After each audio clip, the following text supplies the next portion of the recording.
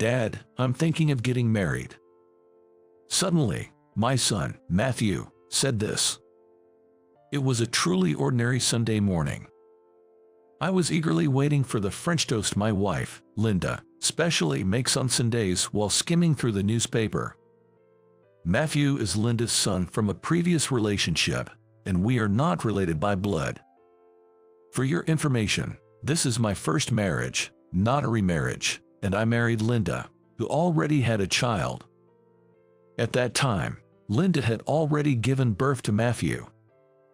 Her previous husband had an affair while Linda was pregnant and never returned after the birth. Matthew grew up without knowing his biological father. I've explained our lack of a blood relationship to Matthew several times since he was old enough to understand.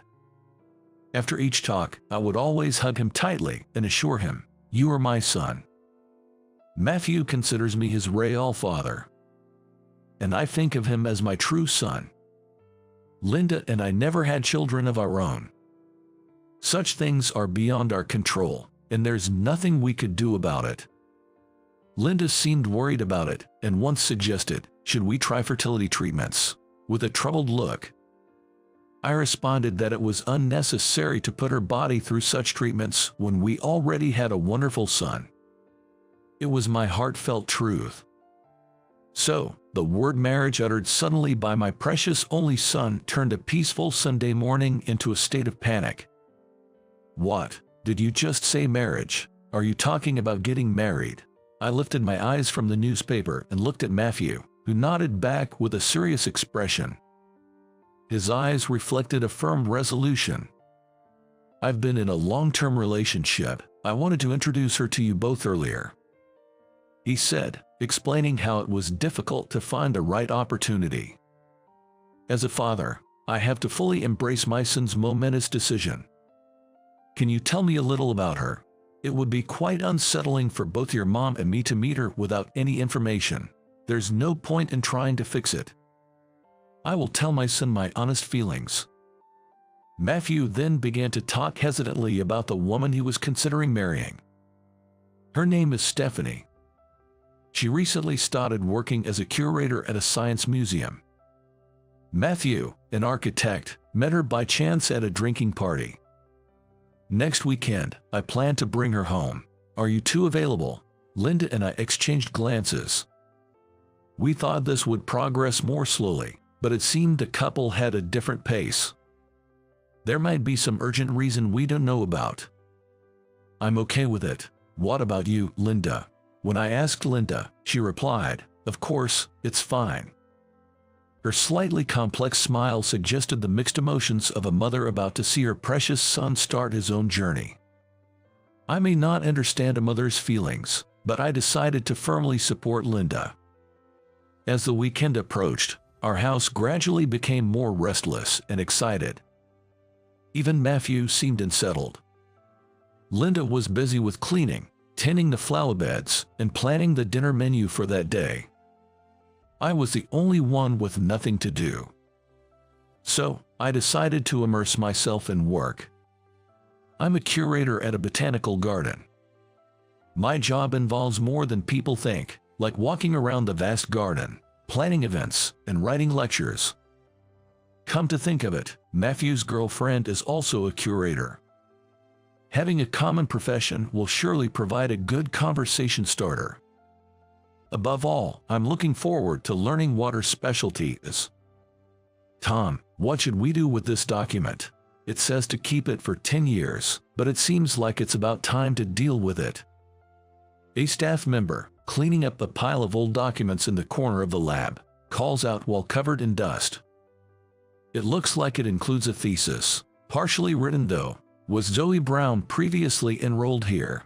I'm instantly pulled back into the past by that familiar name. Zoe was my ex-girlfriend. She was 5 years older than me, beautiful and brilliant, yet modest, and being around her was incredibly soothing.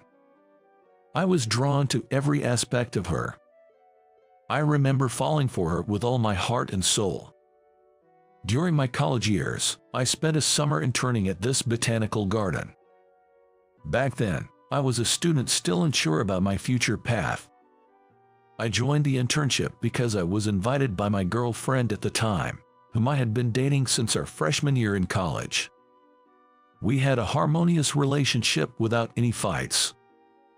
Zoe, who was leading our guidance, taught us about the work in the botanical garden and the curator's expertise, both gently and strictly. She would patiently explain things in detail until we understood them. Yet, she never spoon-fed us, allowing us to think for ourselves. She posed problems and gave us ample time to ponder over them. I think she was trying to convey the beauty of the botanical garden and the pros and cons of being a curator to us accurately. At the end of the summer, on the day of the last fireworks festival, I broke up with my girlfriend. I remember her trembling shoulders in her summer dress. She seemed to have had a vague idea about my feelings for Zoe. When she tearfully said she had been afraid of this moment, I truly felt pained. I really felt sorry for her. But still, I couldn't forget Zoe. She was already a working adult, and I was still a student. I hadn't even decided where to work yet. All I, still immature, could do for Zoe was to make a straightforward move. After frequent visits to the botanical garden and slowly closing the distance, I finally managed to go out for a meal with her around the end of the year, close to New Year's. I didn't ask her out for Christmas because I was afraid of being rejected. When I bluntly confessed, "I've fallen for you," she blushed, touched, and smiled, saying, "Thank you." But thank you wasn't an answer. So, I said again, "I want to date you." Zoe nodded quietly. Surprised, I pinched my cheek reflexively. Feeling the pain, I finally realized it wasn't a dream. Back to the present, in front of my usual computer screen. She left the botanical garden before finishing that thesis. She was a very dedicated researcher, so everyone felt sad about her departure at that time, the staff member remarked. I received the unfinished thesis of Zoe from the staff member. Come to think of it, even when we were dating, I always called her Zoe. I couldn't dare to call her by her first name only. With a flood of memories, I quietly filed the old thesis in my desk drawer. If I keep reminiscing, I might even recall the bitter memories of when she left me. I'll take care of this one. For the other documents due for disposal after 10 years, please load them onto the back of the pickup truck in the back tomorrow for transport to the cleaning plant, I instructed. After giving the directions, I turned my attention back to the computer. I noticed in the dark screen's reflection that my face resembled the one I had when Zoe left me. The happiness of our time together makes the shock of our breakup still linger. Probably, my wife, Linda, knows it too. That there's always someone unforgettable living in my heart. And I think her not touching upon it is a sign of her wisdom. My feelings of affection for the modest and earnest Linda are genuine, not a lie. I also want my son, Matthew, to marry someone he truly loves. From the bottom of my heart, I hope he doesn't become a disingenuous man like me, harboring feelings for someone other than his wife. The day finally arrived when Matthew was to bring his girlfriend home. In the morning, Linda and I were flustered, not knowing what to wear. I thought it was over the top to greet them in a suit. Seeing our panic, Matthew, the person of the hour, couldn't help but laugh at us. They said they wanted to see a normal family, so I'd like them to welcome me without being too pretentious. Matthew said that and laughed as he went out to greet her at the entrance. From Matthew's words, I immediately thought that her family environment was a little less fortunate. A few minutes later, I heard Matthew returning from the station where he had gone to pick her up. Linda and I exchanged glances, reminding each other to stay calm as we took a deep breath. When the living room door opened, I was so nervous that I almost jumped up, holding hands with Linda. In contrast to her tension, the young couple entered the living room with bright smiles. As she followed Matthew into the room, my breath caught at the sight of Stephanie. Stephanie resembled Zoe, the unforgettable woman who still occupied a place in my heart. "Nice to meet you. I'm Stephanie. I'm dating Matthew. Sorry for the late introduction." She greeted us briskly in a clear, well-pitched voice. She was like a gentle breeze in early summer. That was the impression she gave. "Hey, pay attention. Stephanie is greeting us and you're just zoning out. Sorry about that, we've been nervous all morning." Linda nudged me in the ribs as I stood frozen. That jolt finally snapped me back to reality. I'm so nervous too. My heart is beating so fast, it feels like it's going to leap right out of my mouth, Stephanie said, trying to lighten the mood with a bright laugh. Looking at her profile, I felt reassured. I was greatly relieved to realize that the woman in front of me wasn't Zoe. Zoe never laughed out loud. She only smiled quietly. Having heard she was a curator, and recently coming across one of Zoe's papers by chance, my memories must have been drawn back to the past for a moment. I had to remind myself that I was unfairly superimposing Zoe onto Stephanie. We all sat on the sofa, facing each other, and enjoyed the honey peach jelly Stephanie brought as a gift. The jelly, subtly sweet and refreshing, seemed to embody Stephanie herself. "Mom, Dad, we're seriously considering marriage. I've already proposed to her, and she said yes. All we need now is your blessing," Matthew said earnestly. Seeing the grown-up look on his face made me feel a bit sad. Stephanie also said, "Please, I ask for your approval." Linda and I exchanged smiles. We had often talked about this day coming. And now, it had become a reality. Linda gave me a look. I nodded quietly. This is the woman Matthew chose. There is no way I could object. He is still hopeless and unreliable, but please take good care of our only son, Matthew. Linda, who was sitting next to me, seemed to be moved to tears. I nearly teared up myself. The young couple held hands, smiling happily at each other. It was a profound reminder of how families grow. "Have you properly greeted Stephanie's parents?" Linda suddenly asked, looking up.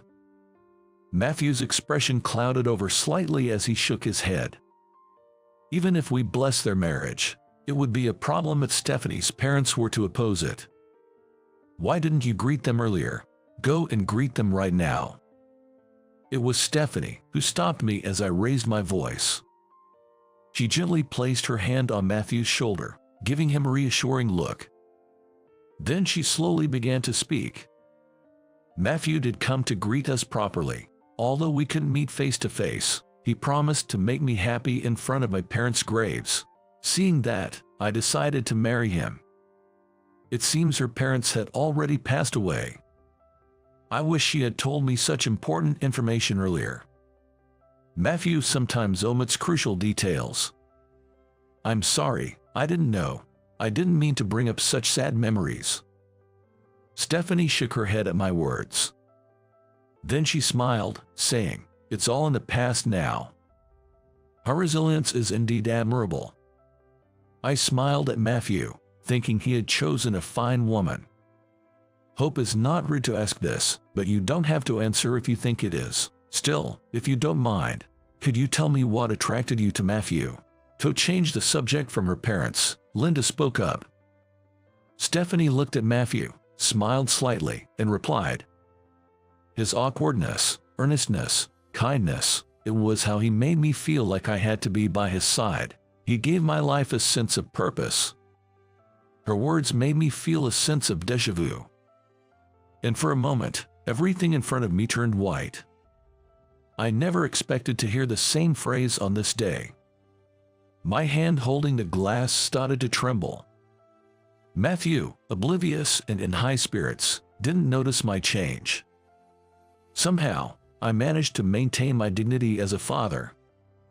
"You're getting too emotional. Don't grip the glass too hard, or you'll break it." At that moment, Linda gently placed both her hands on mine, taking the glass from me. She peered into my eyes and signaled, "It's okay."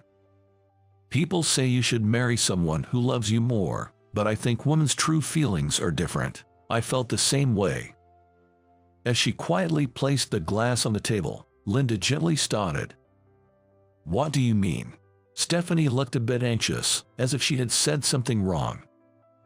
I felt the same. I thought I had to be by his side. I wanted to be close to him, especially since he had just broken up with his lover. Linda said this, looking straight at Stephanie. I remembered how Linda and I started dating right after I broke up with Zoe. Initially, I found Linda's eager advances annoying. But gradually, I came to accept her presence as a natural part of my life. One of the reasons I decided to marry her was how quickly young Matthew warmed up to me. I was puzzled why Linda brought up this old story. This guy was still hung up on his ex and didn't give me the time of day at first. I responded with a wry smile to her jokingly resentful tone. The woman who left him said the same thing. He needs me by his side. Linda's eyes were serious. Matthew laughed it off, saying, "Oh, really?" Beside him, Stephanie's expression grew tense. Then, biting her lip briefly, she spoke as if making up her mind. "Linda, do you have reservations about me marrying into this family because I am Zoe Smith's daughter?" Her voice was calm, without a trace of anger or despair. I didn't realize it at first when we met, but after seeing my husband's reaction, I understood. "You are the daughter of my love rival." Linda said this with a wistful smile and a sigh. A cold sweat ran down my back. All of this was due to my lingering feelings. Sorry, I'm the only one who can't seem to keep up. Is Stephanie the daughter of your ex-girlfriend? Matthew, feeling left out, asked for clarification about the situation. All eyes turned to me. "Stephanie is Zoe's daughter, right?" I asked, seeking confirmation, and Stephanie nodded slightly. Then, she revealed the truth that she had known about me for a while. "I wanted to know why my mother married that worthless man and why she left you. I visited the botanical gardens several times, relying on the only photo she had of you. That's when she happened to run into Matthew by chance at a drinking party. I was truly surprised when I found out Matthew was your son. He's kind, earnest, and sincere. I imagine you must have the same character traits as a father." I listened to Stephanie's words somewhat absently. The reality hadn't sunk in yet. The woman in front of me, still occupying a place in my heart, is Zoe's daughter and about to marry my dear son. Zoe, the woman who chose another man over me. The humiliating past I couldn't forget came flooding back vividly. Yes, that day was supposed to be our one-year anniversary. Our relationship seemed smooth. Everyone around us blessed and acknowledged our relationship. But on that day, Zoe broke up with me. I had believed our relationship was going well. Was I the only one who thought so? Around 6 months into our relationship, I started to notice the shadow of another man around Zoe. I trusted Zoe and couldn't imagine her lying to me. To me, Zoe was like a goddess, pure and kind. I devoted everything to loving and cherishing Zoe. "Tom, there's something important I need to discuss." I remember my heart pounding when she started the conversation with a serious expression. It was the first time Zoe ever initiated such a conversation. "What's wrong? All of a sudden, you look so serious." I tried to lighten the mood with a joke, forcing a cheerful tone. But Zoe's serious expression didn't change. "I'm going to go with him." Zoe's words were succinct. Him was the man who had been lurking in Zoe's shadow. Though I pretended not to know, I had secretly investigated the man. The him Zoe referred to was her cousin. He was an outlier from Zoe's family of scholars, doctors, and civil servants. 3 years younger than Zoe, he was unemployed. He earned a living from gambling or working as a bouncer in the nightlife district, rough around the edges in my eyes. Completely unsuitable for a goddess like Zoe. He was a man tainted by the vulgar world. That person is. I knew you were looking into it, Tom. I'm sorry for making you feel anxious. Zoe apologized without blaming me, acknowledging her fault. Why? If there's something wrong with me, I'll fix it. We never had any problems till today. We were going to be together forever. I really cherish you, Zoe, truly, for a lifetime. I couldn't finish my sentence as tears started to fall. Zoe just stared at me. It was the first time I saw such an unreadable expression on her face. I didn't want to believe that there was a side of her I didn't know, so I looked away. Tom, you haven't done anything wrong.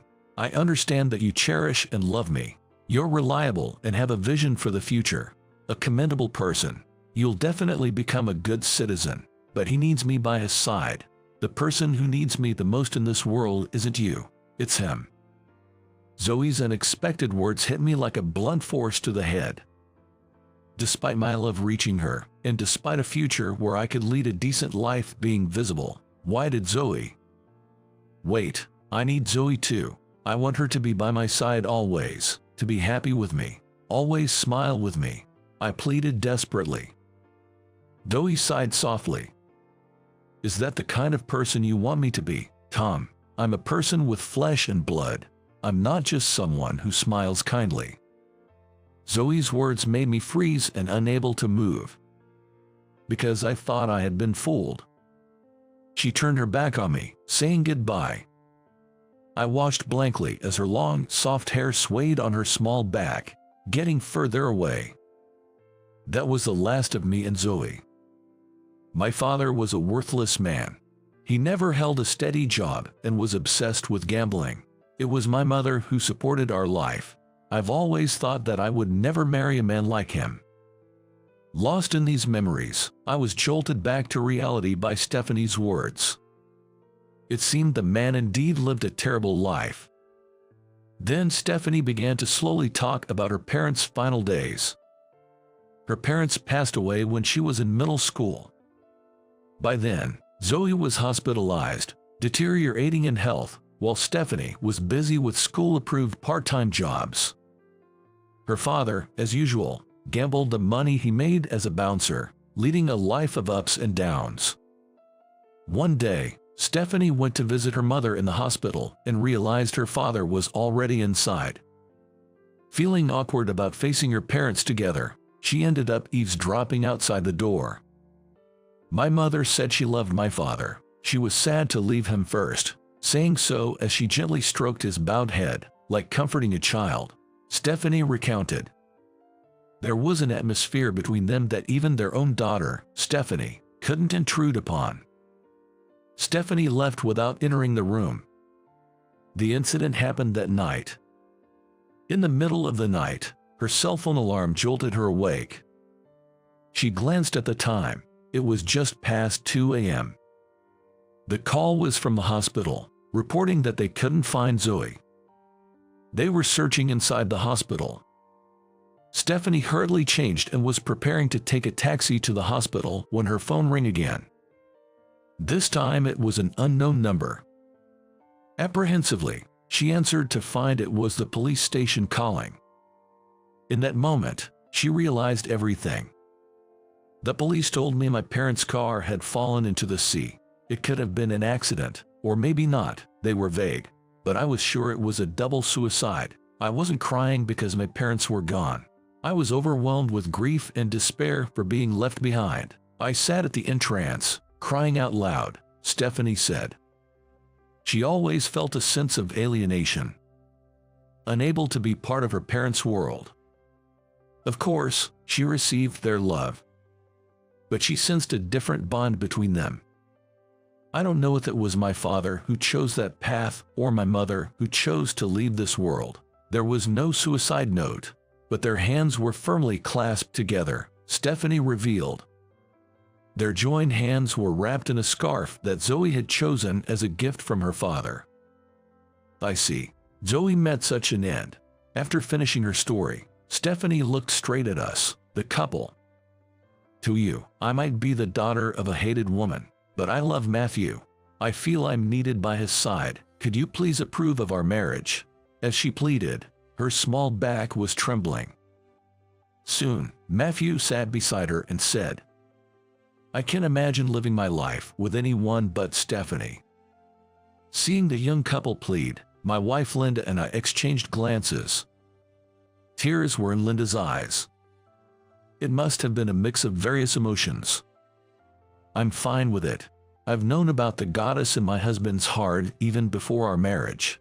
There may be times I see her shadow in Stephanie, but that's all in the past now." Linda said this with a smile. It was the first time I saw such a compassionate, almost saintly smile. Zoe and Linda seemed to overlap faintly in my vision. "Please take good care of Matthew, Stephanie." Tears filled her eyes as she looked up at our words. Matthew gently wiped her tears away with his sleeve. "Surely, these two will make a good couple. A couple that truly needs and supports each other." "I'm sorry, sweetheart, I was a little bit mean," Linda said. "I'm happy to be married to someone I can love. You don't need to feel guilty. I love you, including the Zoe inside you. Please don't forget that," she said.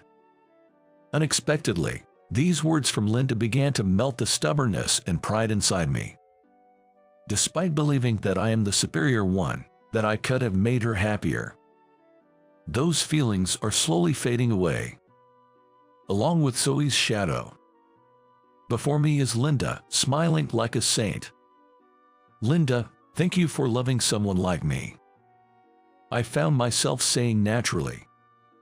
Linda's eyes widened in surprise, and the next moment, she hugged me tightly. An incredible sense of relief enveloped me. I truly felt loved. "Hey, this is our introduction. Can you guys not be lovey-dovey?" Matthew, our son, said with a hint of exasperation. I grinned back at him. "Your dad is loved this much by your mom. You'd better keep up, Matthew," I replied. The young couple looked at each other, surprised at first, then burst into laughter. "These two are fine. I'm sure of that."